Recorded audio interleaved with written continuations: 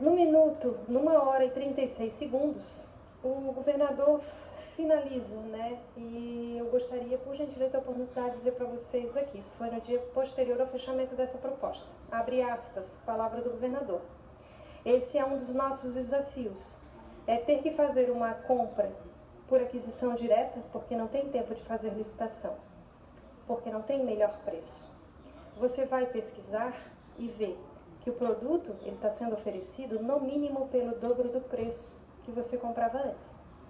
Você percebe também que não é um fornecedor local. Ele repete um preço que vem da China e de outros países. E então você decide por pagar aquilo ou não.